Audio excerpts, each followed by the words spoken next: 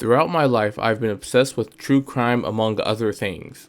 When I was but a wee lad, I would watch Forensic Files with my aunt and talk about the cases. From Forensic Files to YouTube channels like Jim Can't Swim and Explore With Us, I can't get enough of this type of content.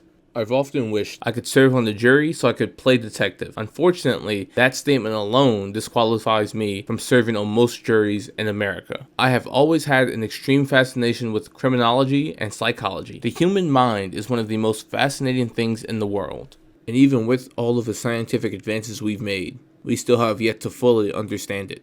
I often find that learning more about how other people think allows me to learn and know myself better. It's also very interesting to see that the smallest, most insignificant seeming detail can be what separates a case from being solved and being a cold case forever. But beyond the entertainment value, there can also be very powerful life lessons in this form of content. To understand that I might be capable of the things these guys do allows me to become a better person and appreciate what I have just a bit more.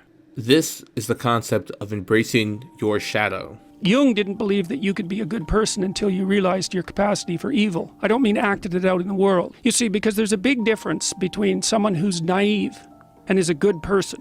They're naive, they're a good person because they can't not be. They're like a domesticated house cat. There's nothing, they don't even have the capacity to be bad. So there's no morality in that. The morality comes when you're a monster and you can control it. And that's the Jungian encounter with the shadow. So Jung said, for example, that the roots of the shadow go all the way down to hell. And what he meant by that is that if you start to understand who you are, then you understand the Nazis.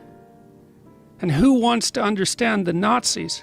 The point I'm making is that when this form of content is done right, it can be very informative and entertaining. Not only for people who are interested in psychology, but people who are more interested in the scientific aspects of crime fighting. Despite the positives, there are a couple of bad things about this type of content. The rise in the popularity of true crime leads to more people glorifying the perpetrators and other people misrepresenting the case facts to have more clickbait titles or thumbnails. I feel that the increased exposure to gruesome crimes and the subsequent interrogations sort of sensationalizes it, and it might make more crimes like that more likely to happen. But to be fair, this is very similar to the old Republican argument that video games make people violent. Do any of these, but what Grand Theft Auto? Yeah, they're simulated violence. It's a criminal simulator, a murder simulator. Yeah, Evan. So take it with a grain of salt.